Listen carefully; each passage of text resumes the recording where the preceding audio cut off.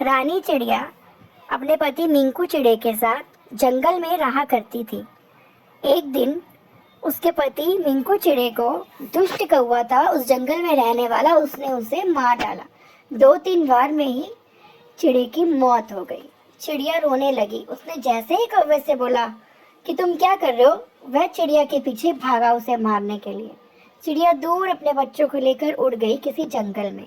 वह दूर जाकर एक पेड़ पर बैठ गई और अपने दुख को अपनी बेटी के साथ अपना दुख बताने लगी। उसकी बेटी भी रोने लगी कि अब हम कैसे और क्या करेंगे।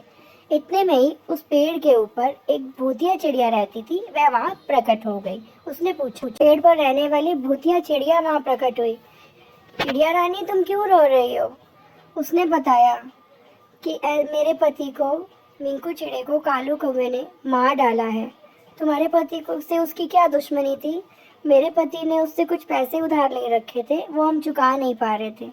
वो हमें रोज तंग करता था, तो उसने मेरे पति को जान से मार दिया। अब वो मेरे पीछे पड़ा है कि मुझसे शादी कर लो।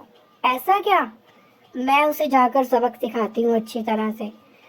मुझे वो बहुत तंग करता है, बहुत परेशान करता है। ऐसा कह ही रहे थे, इतने में चिड़िया को कौवा बांध कर ले गया और उसे तरह तरह से परेशान करने लगा। चिड़िया बोली, कौवा मुझे छोड़ दो, मुझे क्यों परेशान कर रहे हो? मेरे पति को तो तुम हार ही चुके हो। तो बोला, तुम्हें मुझसे शादी करनी पड़ेगी, नहीं तो मैं तुम्हारे बच्चों को भी जान से मार दूंगा। चिड़िया डर गई। जैसे ही कौवा उसे मारने लगा कि चिड़िया रोने लगी कि मुझे मत मारो, मुझे क्यों मार रहे हो? तुझे तो मैं मार के ही दम लूंगा। इतने में चुड़ैल आ गई वहाँ।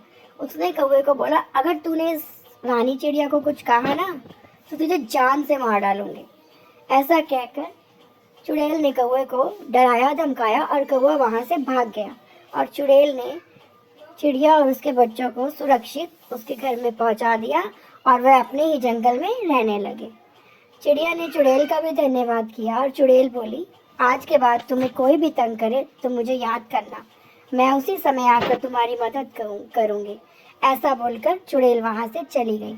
चिड़िया अपने बच्चों के साथ रहने लगी।